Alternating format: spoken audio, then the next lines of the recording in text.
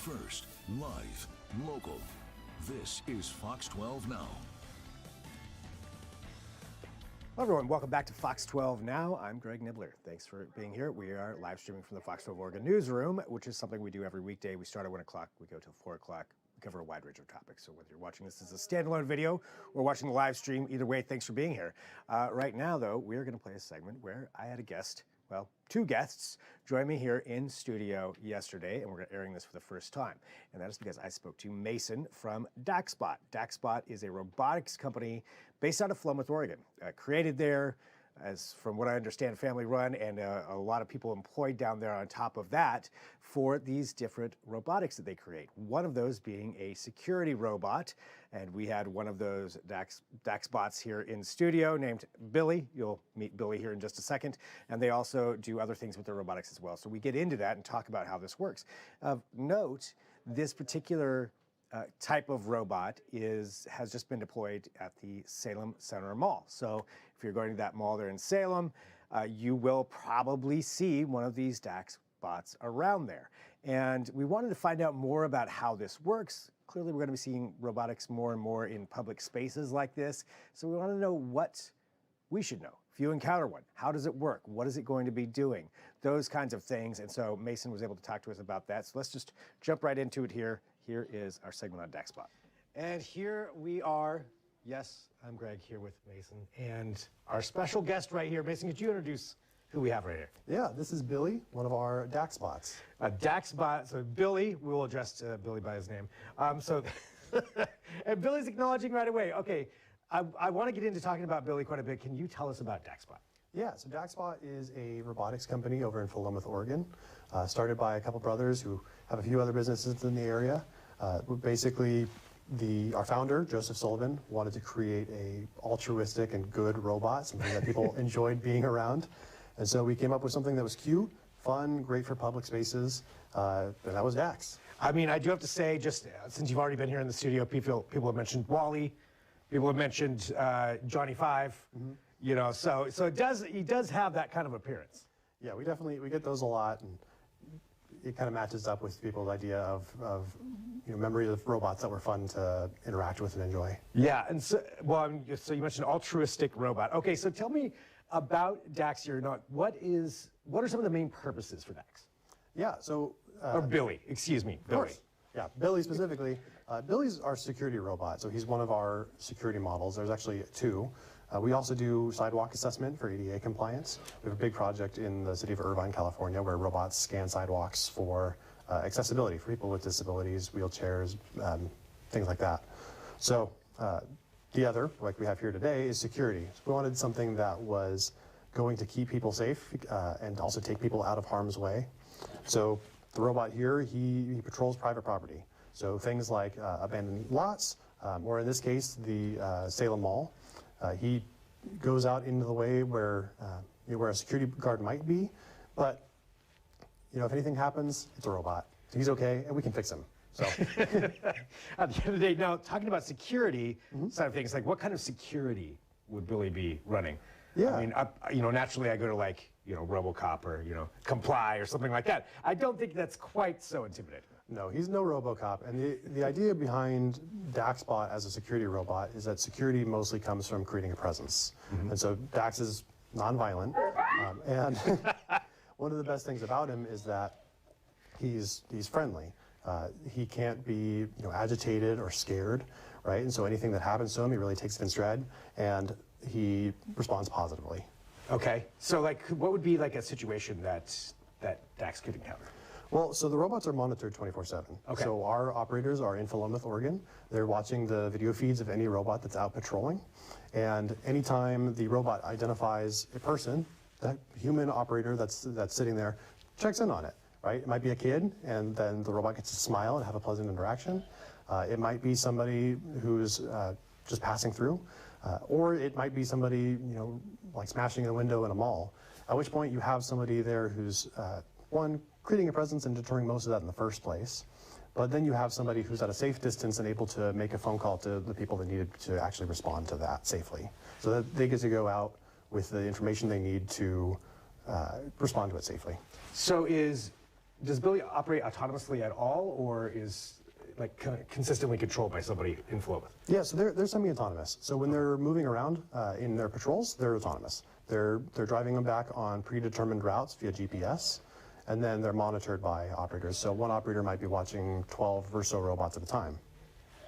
And okay, so could be watching a bunch of robots, but they get a notification like, hey, something's up.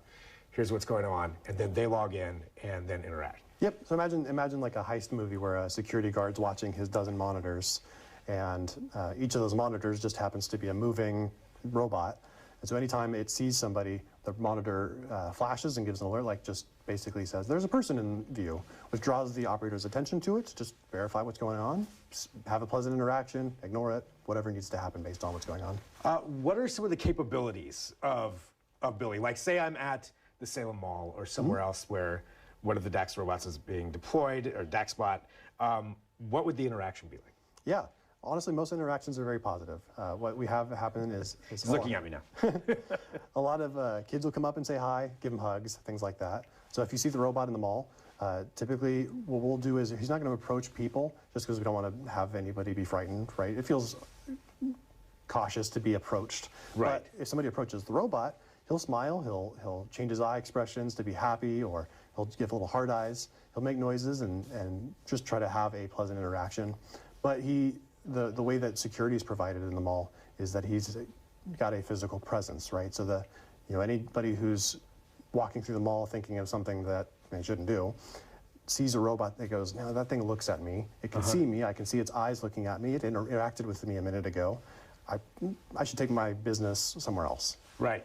I mean, so what's the general response been from people, interacting with a robot in public like this? Because I know, for some people they could think of like movies, like, oh, scary, I don't know what the robot's going to do because we've seen those kinds of things, or, or that it's out of curiosities. Like, what's the usual reaction? A lot of curiosity. Robots are a new thing, relatively, and so a lot of people are excited and curious. There's, occasional hesitancy, but we designed our robot to be approachable and friendly, so we wanted people to feel like they could approach it without any fear of what it might do. The keyword with Dax is innocent. So he doesn't have anything that looks like it could harm you. He doesn't have anything that I think would take away from his innocence or make him seem frightening. So a lot of people tend to approach the robot, interact with him, take pictures. And as far as capabilities, like I'm noticing, I've heard him talk. I'm already calling Billy. I heard you talk. Being able to, swivel around, look at, like this right here. So what would be the purpose of that as far as tilting the head back and forth? Yeah, it's the same reason you or I would tilt our head back and forth. It's a bit of gesticulation. It gives, kind of like a dog when it tilts its head, it gives the idea that I'm curious, I don't maybe quite understand what's going on. Or in this case, where his eyes are doing the heart expressions, it's kind of an endearing pose that he can give to show you that he's excited and maybe thinks something's cute or fun. Yeah, I just saw several different reactions right there, and then the sounds that are coming out too. Like, what are some of the different sounds, and what are the purposes of those? We got R2D2 over here. Yeah, he can make a few different noises, and so you can ask him yes or no questions, like, "Are you having a good day today, Billy?" Right. So there's his yes, and you can ask him, are you worried about the drive home? So you get lots of opportunities to interact with the robot. Now, talking about the interaction, there's the security aspect, and I get that of being a presence. But for interactions, is this something where you could walk up if you saw Billy or one of the other robots and just say, hey, I'd like directions to something?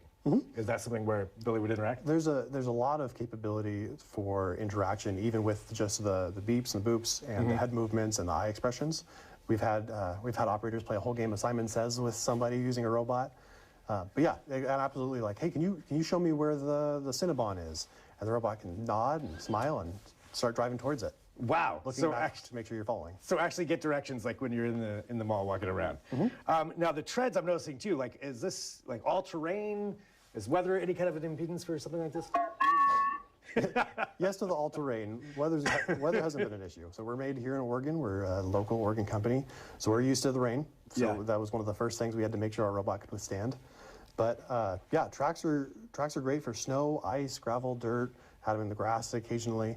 We do a lot of parking lots, paved areas, but the robot's able to traverse all kinds of things. The only thing it really doesn't do is stairs, but it's great for everything else. Wow.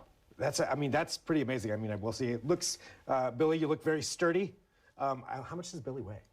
They're about 140 pounds. Okay, all right. Yeah, 140 pounds, but you know, difficult, I would imagine, to pick up. Okay, I'm not going to move you there, Billy. Sorry about that. So when you're talking about, you know, the sidewalk thing, so going around sidewalks and seeing if there's issues there and then just reporting that to the city?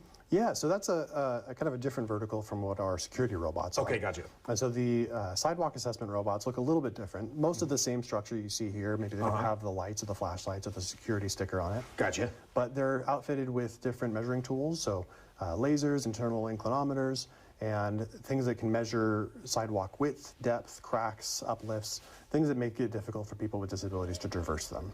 And so we've worked with cities across the United States. We've been in Texas, Southern California, Arizona, and we've basically created maps of, heat maps of areas that are untraversable for people with disabilities. So we're in the city of Irvine, California right now, working with an engineering team for the city that basically wants to have a transition plan for all their sidewalks, seeing which areas are not safe or traversable for people with, you know, wheelchairs that want to traverse and just get home. Gotcha, yeah, and so getting that information to people, and probably a lot easier and simpler than having somebody, you know, a human out there going to do that. Yeah, so. It's a lot simpler, it's a lot faster, and a lot more accurate. We've done a bit of it ourselves just to compare, and it's a lot of getting down on your knees, getting out in the heat, and the elements, and so this provides a bit of a safer opportunity for that.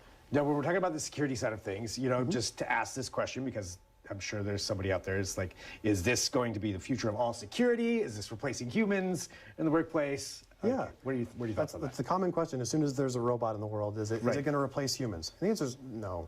Ultimately, we want to create more jobs.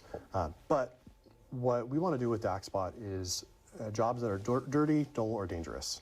So things that are not desirable or not safe for humans. And so a lot of security companies don't typically have a standing or walking guard service anymore because it's really dangerous and really expensive. And so the robot's able to take the place of that, because if the robot gets damaged, again, we can fix it. Billy will be okay. Yeah. So, but we work with companies like security companies really well, because when the robot sees somebody, it can actually call to a security company that we work with who can respond and be there in person, kind of as a partner. And deployed at the Salem Mall, so it's something that somebody will see walking around. Yeah. We have one on the second floor of the Salem Center Mall right now. We're really excited to be there. I think we've been there for a couple months, and if you went there today, you'd see one patrolling around the top floor. Amazing. What else do you think is really important for people to know, just about interacting as we, you know, get used to seeing robots more and more in the workplace and malls, wherever it is that you may be? Yeah, ultimately, like I mentioned before, we want to set a standard for good robots. Yes. There's a lot of, you know, you brought up some great points today of people's true and valid concerns of, you know, are these robots going to be taking our jobs? Are these robots going to, like, should I be afraid of this security robot? And we don't want to create a future of people being, you know, outplaced or scared of robots. We want to create a future of people having a little partner. Yeah. And so we're excited to be here in our hometown and in our home state and give a robot that's ultimately a helper and a good robot. All right. One thing there, security-wise, I just thought about this. Just ask. So, is Billy easily hackable? No, Billy's really secure. We do everything in-house. No, it is great. So Daxbot's an entirely Oregon company. All of our parts are sourced locally. Everything's managed in-house. He's been safe. We have never had any issues with security as far as, you know, being hacked or anything like that. Nice. Final question, how fast can Billy go? He's about like a jogging pace. A jogging pace, at okay. Most. So it's not his typical patrol speed, so most of the time he'll be more of a walking pace, like you'd imagine. It's just helpful for being able to slow down, taking your surroundings, right? But at its speak, he'll kind of go for a jog if he needs to catch up to somebody. All right. Well, this has been awesome just to learn more about this. So again, you know, you can see Billy there at the Salem Mall, or Salem Center actually. Any other places where people could see Daxbot out in the wild? Yeah, they're in a couple of car lots over in the Gresham area. Okay. There are a couple over at the 45th 45th Parallel Shopping Center in Salem. We expect to see more in Salem soon. We're actually planning on putting one in a parking garage, working with the city over there. All right, so you may be seeing more of Billy and his siblings out and about. Absolutely. All right, Mason, thank you so much. Of course. All right, so there we go. The Daxbot named Billy, and really appreciate Mason and the team for coming up here to the studio for that segment and just to learn more about it, because inevitably we're going to see more robotics out in the workplace and public, all kinds of different areas, and it's good to just get to know how they work. And if you're in Salem, now you'll know a little bit more about the Daxbot. So feel free to share this segment. If you're watching on YouTube, go ahead and do that. But I recommend the Fox 12 Oregon apps. Great way to watch the show live and after the fact. And this will be on there along with all the other segments. And we cover a wide range of topics here on the show. We're going to take a break. If you are on YouTube to see this video end, I'll be back in about 10 minutes or so. We're going to switch gears because at the Tomorrow Theater, which is owned by the Portland Art Museum, it's located on Division Street in Southeast Portland. Tonight, they're going to be showing the 2 parts to Pee-wee as himself, which is a documentary about Pee-wee Herman, Paul Rubens, and we're going to be hearing from the director and the creator of that, Matt Wolf. It's really an incredible documentary, and we're going to hear from him about his appearance, which is going to be here in Portland tonight. So we have that coming up here, like I said, in about 10 minutes. In the meantime, you'll see this video end on YouTube. If you're watching on the website and the apps, you're going to see a little bit from our own IO talking about Thanksgiving, so we have more coming up there. But thanks for joining us. I'm Greg Nibbler. This is Fox 12 Now.